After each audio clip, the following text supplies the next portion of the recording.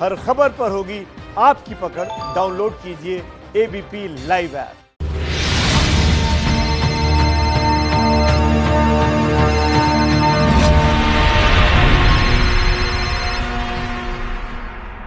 ने दिल्ली सरकार के उस फैसले को निरस्त कर दिया जिसमें अरविंद केजरीवाल की सरकार ने दिल्ली के सरकारी और प्राइवेट हॉस्पिटल्स में दिल्ली से बाहर के लोगों के इलाज पर रोक लगाई थी। लेकिन देश की राजधानी में ही अपनों की सांसों के लिए क्यों देश के नागरिकों को अस्पतालों के चक्कर काटने पड़ रहे हैं? नमस्कार, मैं अनुराग मुस्कान घंटी बजाओ शो में आपका स्वागत करता हूं। आज आपको घंटी बजानी है उस स्वास्थ्य व्यवस्था की जिसके दम पर वोट मांगे नेताओं ने, लेकिन कोरोना के संकट काल में जनता को एक हॉस्पिटल से दूसरे हॉस्पिटल चप्पल घिसवाई जा रही है। आम आदमी दम तोड़ दे रहा है दिल्ली में अस्पतालों के चक्कर काटते काटते। तो आज की रिपोर्ट देखिए। सहमत हैं तो 8422840000 पर मिस्ड कॉल देकर घंटी बजाइए, आवाज उठाइए।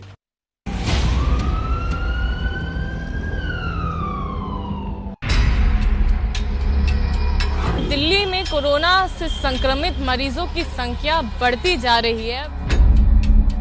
दिल्ली के सरकारी अस्पतालों में एडमिट कोविड पेशेंट्स तक सही से उपचार भी नहीं पहुंच पा रहा है। मूलचंद में लेके गए थे, मूलचंद में बेड नहीं दिया, 2 लाख तुम्हारे को देने पड़ेंगे। आईसीयू की फीस देख रहा हूँ, 3-3 लाख रुपए डिपॉजिट मांग रहे, 1 लाख रुपए पर डे का मांग रहे हैं। मुझे 5 लाख रुपए लेके आने होंगे, जिसमें से 2.5 लाख रुपए कैश लेके आने होंगे। तो मैं जाऊँ तो कहाँ जाऊँ ये बताओ। सर सिर्फ यहाँ बेवकूफ बना रहे प्राइवेट और जितने भी सरकार के ऐप पे चेक किया था, बीएल कपूर में 93 बेड अवेलेबल दिखा रहे थे। उसके बाद भी बीएल कपूर वालों ने एडमिट करने के लिए मना कर दिया था। बस उसको ऑक्सीजन अगर यहाँ मिल जाती तो बहुत कुछ हो सकता था। सिस्टम का समझ ही नहीं आ रहा, सिस्टम क्या है हमारे देश का। भाई को गंवाने वाले भूपेश को अब आप अगले 49 सेकंड सुनिएगा। तो हम 5 बजे से घूम रहे हैं, हॉस्पिटलों के चक्कर काट रहे हैं, लेकिन कहीं एडमिट नहीं हो पा रहे हैं। बीएल कपूर में हमने लेके गए 8:20 पे उन्होंने एडमिट अपने फ्लू के वार्ड के अंदर एडमिट किया, जिसमें हमारी 2200 रुपये की पर्ची काटी। और उसके बाद 12-12:30 बजे बोलते कि आप यहाँ से ले जाइए, हमारे पास बेड नहीं है। उन्होंने जब एक्सरे किया उसके अंदर रिपोर्ट आई है कि उनके लंग्स में प्रॉब्लम है। लेकिन अब 12-12:30 बजे हम लोग कहाँ लेके जाए? हम लोग एम्स गए, सफदरजंग गए, RML गए, उसमें भी कहीं पे भी बेड ही नहीं था। वो कह रहे कि जब तक आपके पास पॉजिटिव की रिपोर्ट नहीं आएगी, जब तक हम लोग बेड नहीं दे सकते, और हमारे पास बेड अवेलेबल ही नहीं है। जब टेस्ट ही नहीं हुआ तो रिपोर्ट कहाँ से आएगी? हम फिर बड़ा मुश्किल से रात को कल 12 बजे LNJP लेके आए हैं। LNJP ने अभी तक का टेस्ट नहीं किया और आज सुबह पता लगा है कि मेरे भाई नहीं थे। सुबह 7 बजे फोन आया है कि तो नहीं है। कोरोना संकट काल में अपने भाई को अस्पतालों के चक्कर काटते काटते गवा देने वाले भूपेश के ये आंसू हकीकत उस स्वास्थ्य व्यवस्था के दलदल में धंसे होने के, जिसमें आम आदमी को उतरकर इलाज कराने का न्योता सरकारें दे रही हैं। सुनिए अगले 28 सेकंड तक सरकारी स्वास्थ्य व्यवस्था का सच। जबकि रात को 12 बजे भाई को 12 बजे 7-8-9 बजे भाई का फोन आ रहा है कि भाई हमें LNJP से निकालो, यहाँ पे मेरे को ऑक्सीजन नहीं दी जा रही, मेरे को खाने को नहीं दिया जा रहा है, अब अंदर जाने तक नहीं दिया जा रहा। भाई का फोन आया, मेरा मास्क भाई का टॉयलेट में गिर गया, उन्होंने मास्क मांगा था, उनको मास्क भी नहीं दिया गया। समझ ही नहीं आ रहा क्या करें, क्या हो रहा है, कुछ भी नहीं समझ आ रहा। बहुत ही बुरा हाल है हॉस्पिटलों के अंदर। देश की राजधानी दिल्ली में कोरोना के संकट काल में भूपेश कुमार जैसे नागरिक दर्द से बेहाल हो जाते हैं, लेकिन सरकारी स्वास्थ्य व्यवस्था को समझ नहीं पाते हैं। तुम लोग मारना है तो वैसे ही मार दो, क्यों इतना ड्रामा कर रखा है कि कोरोना इतना हो जाएगा, ये कर रहे हैं, वो कर रहे हैं, कुछ नहीं कर रहे। ये भरोसा क्यों टूटा है, इस कहानी को आज आपके सामने एबीपी न्यूज संवाददाता इला काजू, संवाददाता अंजलि सिंह, संवाददाता अजातिका सिंह और संवाददाता अंकित गुप्ता लाने जा रहे हैं। हमारा मकसद डॉक्टर्स पर सवाल उठाना नहीं, जनता को डराना नहीं, बल्कि स्वास्थ्य व्यवस्था को जगाना है। इसलिए आप जनता को अस्पताल के चक्कर कटवाने वाले सिस्टम की घंटी बजाओ।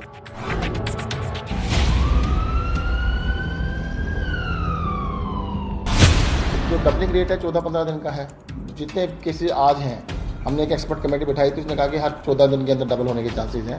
तो उसके हिसाब से जैसे आज 28,000 हैं तो 56,000 हो जाएंगे 2 हफ्ते के अंदर जी। ये दिल्ली के स्वास्थ्य मंत्री सत्येंद्र जैन का बयान है, जो कहते हैं कि 2 हफ्ते में दिल्ली में कोरोना के केस 50,000 पार हो जाएंगे। लेकिन सवाल ये कि क्या दिल्ली में स्वास्थ्य व्यवस्था को सरकार ने इस लायक बनाया है कि सबको सुरक्षित इलाज दे सके? बनाया होता तो दिल्ली सरकार के अधीन आने वाले LNJP अस्पताल के सामने एक भाई को अपने बीमार भाई को भर्ती कराने में हुई देरी के बाद खोना देना पड़ता। बहुत मुश्किल आई। पहले तो उन्होंने भी मना किया, उसके बाद फोन कराया, हर्षवर्धन जी को फोन कर रहे, फोन नहीं उठा रहे, सत्येंद्र जैन जी को फोन कर रहे, फोन नहीं उठा रहे, कहीं से कोई कुछ नहीं हो रहा है। जो टोल फ्री नंबर 1077 उन पे भी कॉल किया, वो कहते हैं उस नंबर पे कॉल करो, उन्होंने लैंडलाइन नंबर दे दिया, मिनिस्ट्री के कॉल करो, वहाँ पे भी फोन नहीं उठाया जा रहा है। बहुत बुरा हाल है, सिस्टम का समझ ही नहीं आ रहा सिस्टम क्या है हमारे देश का। बहुत बुरा हाल हो रहा है सिस्टम का। कोई सुनवाई नहीं है गरीब आदमी की, कोई सुनवाई नहीं आम आदमी की। भूपेश अपने भाई कमल जैन 2 दिन पहले BL कपूर अस्पताल ले गए। कल दोपहर 3 बजे LNJP अस्पताल लेकर आए। आरोप है कि अस्पताल में वक्त पर ऑक्सीजन तक नहीं मिल पाई। 3 दिन में 4 अस्पतालों में बेड के लिए दौड़ाया जाता रहा। दिल्ली सरकार के ऐप पे चेक किया था, BL कपूर में 93 बेड अवेलेबल दिखा रहा था, उसके बाद भी BL कपूर वालों ने एडमिट करने के लिए मना कर दिया था कि हमारे पास बेड ही नहीं है। हमने कहा 93 बेड दिखा रहा है ऐप के अंदर, तो वो कहते हैं हमारे पास एक्सेस ही नहीं है कि हम इस ऐप को अपडेट कर सकें। कल रात को अपडेट हुआ है उनका ऐप, जब उसके अंदर अब 2 बेड दिखा रहे हैं वहाँ पे। बस उसको ऑक्सीजन अगर यहाँ मिल जाती तो बहुत कुछ हो सकता था, बहुत जान बच सकती। इसी LNJP अस्पताल के बाहर खड़ी ये पूजा है, जो पूछती हैं कि बताओ मैं कहाँ इलाज कराऊं? तो मैं जाऊं तो कहाँ जाऊं ये बताओ। दवाइयाँ लूं तो डॉक्टर नॉर्मल हॉस्पिटलों में जाओ तो वो लोग देख नहीं रहे हैं, और मुझे 1 नहीं 10 ये बीमारियाँ हैं, तो मुझे चिंता नहीं होगी। फिर भी मैं कहती चलो कुछ नहीं होगा, जो होगा उसकी मर्जी है, पर फिर भी ये लोग ध्यान नहीं दे रहे। बताओ क्या करें। दावा है पूजा को कोरोना हुआ था। इलाज के बाद 14 दिन से ज्यादा क्वारंटीन रही। अब दोबारा इन्हें लक्षण लग रहे हैं, लेकिन आरोप है कि टेस्ट के लिए अस्पतालों के बीच दौड़ाई जा रही है। आरएमएल वालों ने मना कर दिया, कह रहे हैं वो भी नहीं जाओ आप, लोकनायक में। यहाँ आई हूँ तो इन्होंने साफ कह दिया, जो डॉक्टर ने कहा है उसी डॉक्टर को बुला लो और टेस्ट करा लो, हम टेस्ट नहीं करेंगे। तुम लोग मारना है तो वैसे ही मार दो, क्यों इतना ड्रामा कर रखा है कि कोरोना इतना हो जाएगा, ये कर रहे हैं वो कर रहे हैं, कुछ नहीं कर रहे। संवाददाता इलाका आजमी ने इन आरोपों पर अस्पताल की DMS डॉक्टर रितु सक्सेना से बात की। पेशेंट को जो कंप्लेन होती है उसको हम ही दूर करना है। हमने ये मान रखा है कि हम ही उनके रिश्तेदार हैं, हमें उनकी सारी तकलीफें दूर करनी है। लेकिन आप समझ सकते हैं कि बहुत सारे पेशेंट्स हैं अभी भी, और हर एक पेशेंट को समझा पाना बहुत मुश्किल है।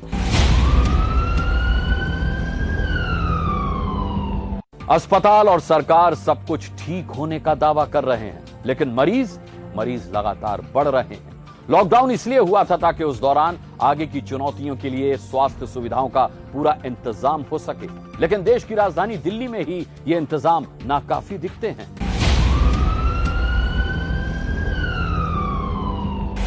बेवकूफ बना रहे प्राइवेट, और जितने भी सिर्फ नाम करेंगे गवर्नमेंट नहीं है, हॉस्पिटल में सुबह डॉक्टर नहीं थे। पड़ताल आगे शुरू की संवाददाता अंजलि सिंह ने, जो दिल्ली के GTB अस्पताल पहुंची हैं। दिल्ली के लोकनायक अस्पताल के बाद ये दूसरा सबसे बड़ा अस्पताल है। 1500 बेड का अस्पताल है, जहां पर कोरोना का ट्रीटमेंट दिया जा रहा है। लेकिन यहां पर जो मरीज हैं, उनके परिजन जो बाहर बैठे हुए हैं, उनकी काफी दिक्कतें हैं। दिल्ली सरकार के अधीन आने वाले इस अस्पताल के बाहर कैमरा देख परेशानी बताने खड़े हुए ये सूरज प्रकाश सिंह हैं। इनके चाचा यहाँ भर्ती हैं। सूरज का आरोप है कि बेड के लिए दौड़ाया जा रहा है। सिर्फ ऑक्सीजन लगा दिया, ऑक्सीजन के बाद ये इनमें इनकी सांसें चल नहीं रही हैं, और 1-2% बचे हैं। मतलब उनकी उम्मीद थी पूरी, इन पे सीट भी दिखा ली, लेकिन उन्होंने साफ मना कर दिया कि कोई सीट नहीं है, कोई ICU के बेड वगैरह नहीं है। और अब मिला है कि नहीं मिला बेड? उनको बेड नहीं मिला है, और रात से हम बेड के लिए हम कह ही रहे उनको, लेकिन कह रहे हैं इनमें कुछ है ही नहीं। इसी सरकारी अस्पताल के बाहर खड़े अमित सरकारों से सवाल पूछते हैं। हमारे यहाँ पिज्जा मिल जाता है 24 घंटे 7 दिन, बट टेस्ट नहीं हो रहे हमारे। अब हमें पता नहीं भाई क्या बीमारी है, बट उनको रख दिया ICU के लिए, मना कर दिया जी हम ICU प्रोवाइड नहीं कर पाएंगे, आप बाहर जाके देखो। ICU की फीस देख रहा हूँ 3-3 लाख रुपए डिपॉजिट मांग रहे हैं, 1 लाख रुपए पर डे का मांग रहे हैं। कहाँ से कोई अफोर्ड कर लेगा? और ये भी नहीं पता कि सबसे बड़ी ट्रांसपेरेंसी ही नहीं है, कहाँ क्या स्टेट है। आरोग्य सेतु ऐप में दिखाते हैं हर जगह बेड खाली है, और जहाँ पूछो बेड ही नहीं है। तो इन्फॉर्मेशन तो कुछ है ही नहीं हमारे पास, हेल्पलेस घूम रहे हैं। मतलब गवर्नमेंट ने स्ट्रक्चर तो बहुत शोकेस कर दिया कहने को कि भाई ये है, और जब ग्राउंड रियलिटी पे देख रहे हैं तो कुछ भी नहीं है, सब झूठ है। विकास के भाई 5 दिन से जीटीबी अस्पताल में भर्ती हैं। विकास का आरोप है कि शव घंटों तक मरीजों के पास ही पड़ा रहता है, कोई हटाने नहीं आता। बेड पे बंदा मरा पड़ा रहता है, 3 घंटे तक उठाने नहीं आता पेशेंट को कि उसको उठा करके ले जाए। कम से कम दूसरा बंदा भी परेशान होता है इस वजह से।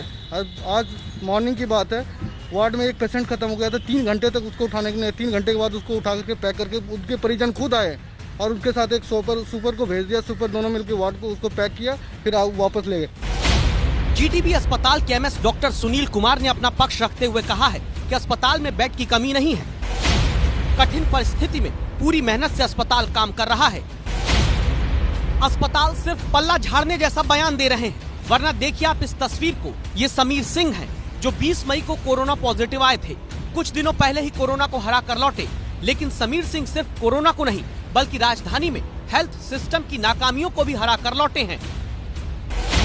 निजी अस्पताल गया, वो था मैक्स साकेत, जहाँ पे कुछ भी स्पष्ट नहीं था कि कोविड पेशेंट को कहाँ जाना है। मैक्स में भर्ती करा पाने में असफल होने के बाद मैं अपोलो सरिता विहार गया।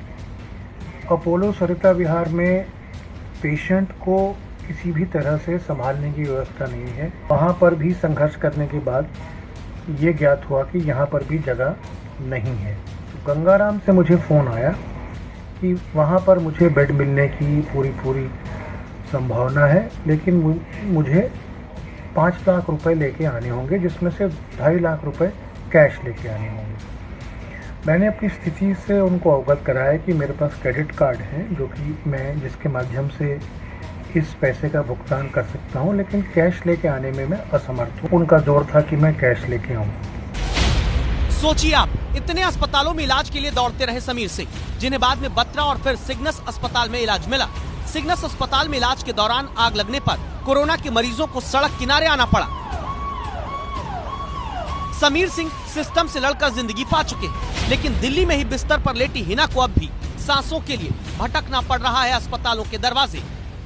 केंद्र सरकार अपने दिशा निर्देश में साफ कर चुकी है कि कोई भी अस्पताल मरीज को, खास तौर पर गंभीर बीमारी के मरीज को इलाज देने से मना नहीं कर सकता, और साथ ही कोई भी अस्पताल कोरोना संक्रमित होने की रिपोर्ट नहीं मांग सकता, ये कहते हुए कि इलाज तब दिया जाएगा कि जब आप रिपोर्ट लेकर आएंगे। लेकिन उसके बावजूद अभी भी ऐसा हो रहा है।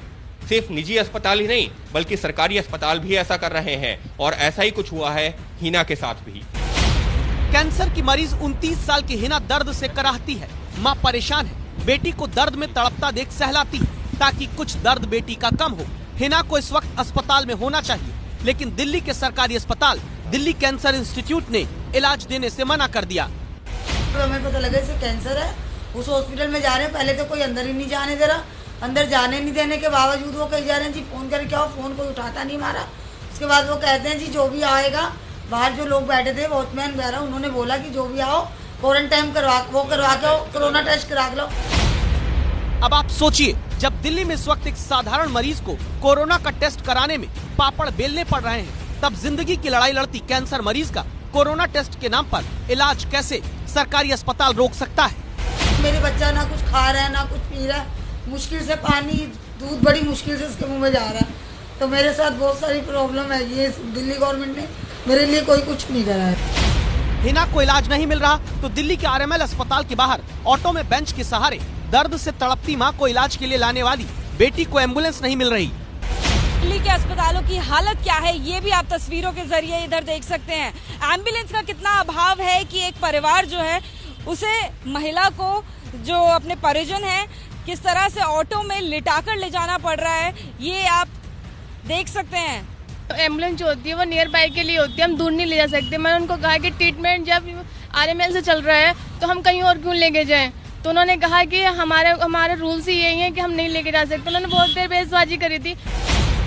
इसीलिए आज घंटी बजाओ शो की राय है। दिल्ली में कोरोना के मरीजों के इलाज में कोताही बरतते अस्पतालों पर कार्रवाई हो, कोरोना टेस्ट के नाम पर दूसरे गंभीर मरीजों का इलाज न रोका जाए, भर्ती कराने से पहले एडवांस कैश देने की मांग करते अस्पतालों की जांच हो। आप इस राय से सहमत हैं तो 8422840000 पर घंटी बजाकर आवाज उठाइए।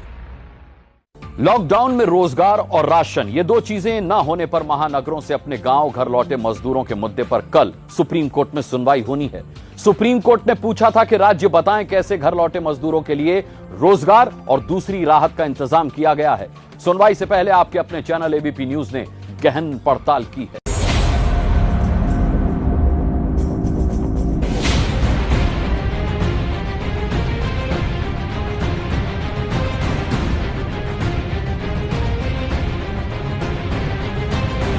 मजदूर बड़े बड़े राज्यों से पलायन करके पैदल, ऑटो रिक्शा पे या ट्रकों पर अपने अपने गांव को वापस जा रहे थे। आज उस तस्वीर को लगभग 1 महीने का वक्त गुजर चुका है और आज हम इसीलिए गांव चलेंगे,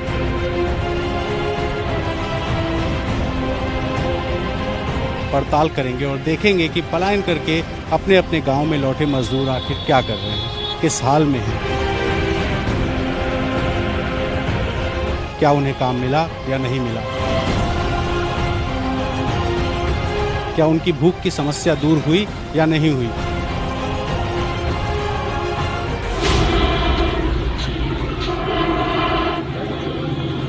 पेट की आग बुझाने के लिए महानगरों से गांव लौटे मजदूरों के घर का चूल्हा क्या जल पाया, या फिर बची खुची रकम खत्म होने पर शहर से गांव लौटे मजदूरों की जिंदगी का चूल्हा रो रहा है।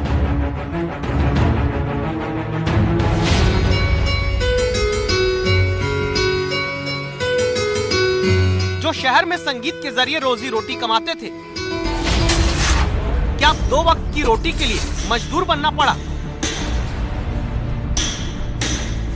जिन लोगों को मनरेगा में काम करना है तो आपके गांव में प्रधान जी से मिले। सरकारों ने जो ढोल मनरेगा के तहत काम देने का बजाया, क्या वो काम मिल पाया। आप सभी ग्रामवासियों को सूचित किया जा रहा है, या फिर अपने गांव में काम न मिलने पर दोबारा पेट के लिए मजदूरों को अपने घरों से पलायन करना पड़ रहा है।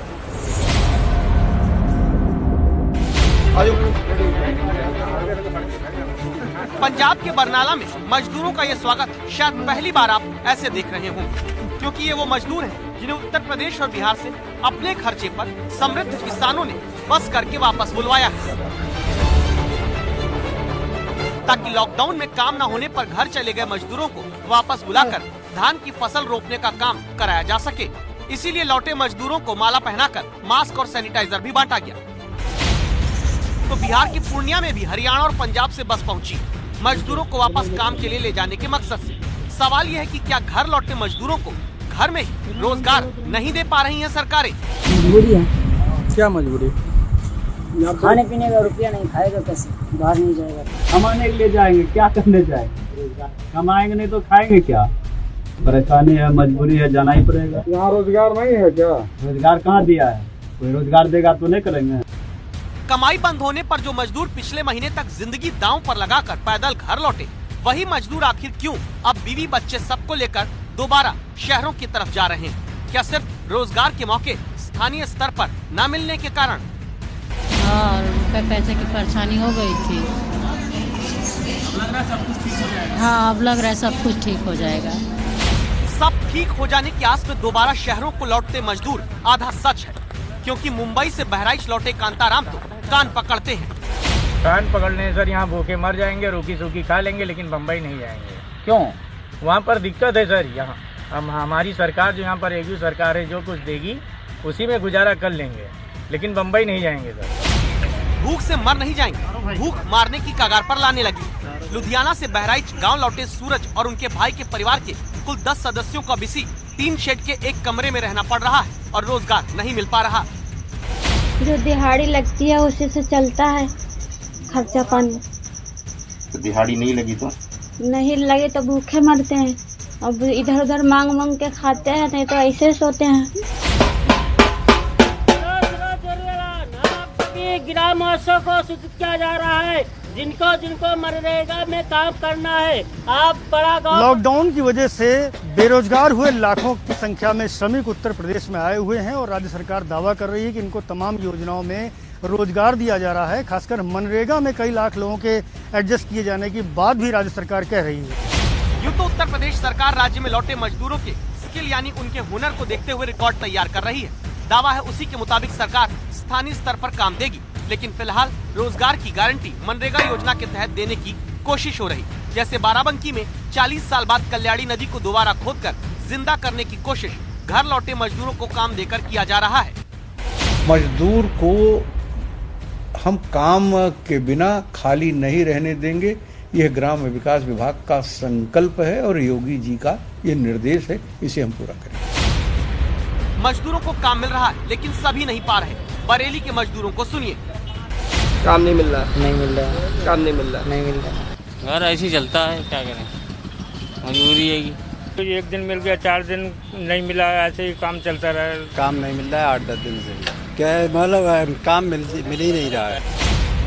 सभी मनरेगा में काम कर भी नहीं सकते, क्योंकि लाखों लोग ऐसे हैं जिनके पास दूसरे काम का हुनर है। संवाददाता रणवीर ने इस रिपोर्ट को आगे बढ़ाया, बाराबंकी पहुँचे।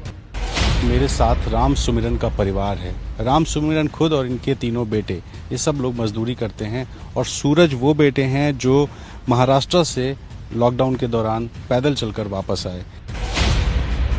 सूरज भिवंडी में कपड़ा फैक्ट्री में काम करते थे, अब चाहते हैं सरकार यहाँ काम दे तो घर चले। खाली एक दिन काम मिला था जी यही गांव में एक बगीचे में, वो खेत में गड्ढा खोदना था, एंगल गड़वाना था, तो वही एक दिन गए जी। अब हम तो सोच रहे नहीं जाएंगे, अगर यहाँ कोई काम अच्छा मिल गया तो करेंगे, नहीं तो फिर तो जाना ही पड़ेगा। राजकरण भी भिवंडी में काम करते थे, दोबारा पैदल घर लौटे हैं। काम दोबारा अगर मिलेगा, फैक्ट्री वाला बुलाएगा तो फिर जाओगे? बुलाएगा तो बुलाने दो, इधर काम मिल जाएगा। यहाँ का 500 ठीक है, वहाँ का 1000 नहीं ठीक है। चुनौती अब उत्तर प्रदेश, बिहार, झारखंड, मध्य प्रदेश, राजस्थान की सरकारों के सामने है। मजदूरों को हुनर के मुताबिक काम देना, स्थानीय रोजगार पैदा करना, ताकि कोरोना के डर और लॉकडाउन का दंश झेलकर गांव घर लौटे मजदूरों के चूल्हे जलते रहें, बुझे नहीं। कोरोना संकट में पुलिस की मदद, उसकी नेकदिली और काम को देश में हर किसी ने सराहा है। इसीलिए जनता ने पुलिस वालों पर फूल बरसाए, उनका सम्मान किया। लेकिन आरोप है कि एक पुलिस वाले ने जनता के इसी सम्मान का अपमान करने की कोशिश की है। तो रिपोर्ट देखिए और वर्दी पर दाग लगाने वालों की जोरदार घंटी बजाइए। बेरहमी की तस्वीर नंबर 1।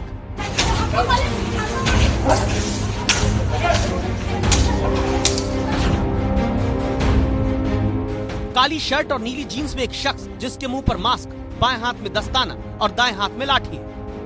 इस शख्स के सामने एक महिला और उसका बेटा है, जिन्हें यह शख्स पहले धमकाता है। महिला और उसका बेटा कुछ समझ पाए इससे पहले यह आदमी महिला के बेटे पर अंधाधुंध लाठी बरसाने लगता है। ये महिला अपने बेटे को बचाने की हर कोशिश करती है, लेकिन इस बेरहम की लाठी रुकती नहीं जब तक कि महिला का बेटा सड़क पर गिर नहीं जाता।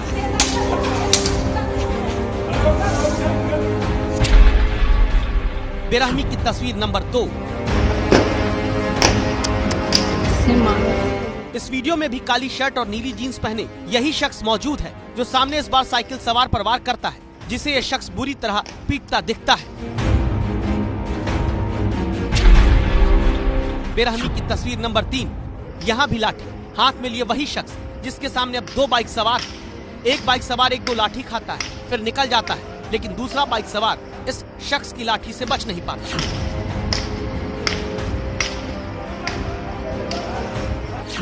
आम लोगों की बेरहमी से पिटाई किए वीडियो बहुत वायरल है। दावा है कि दोनों वीडियो में बर्बरता से पिटाई करते शख्स छत्तीसगढ़ की राजधानी रायपुर के उरला के थाना प्रभारी नितिन उपाध्याय है। इस थानेदार के अंडर में जो इलाका है वो कोरोना का कंटेनमेंट जोन है। लोगों को घरों से निकलने की यहाँ मनाही है। ऐसे में कुछ लोग जब बाहर निकले तो थानेदार नितिन उपाध्याय ने उन्हें समझाने के बजाय रोकने का ये बर्बर तरीका अपनाया।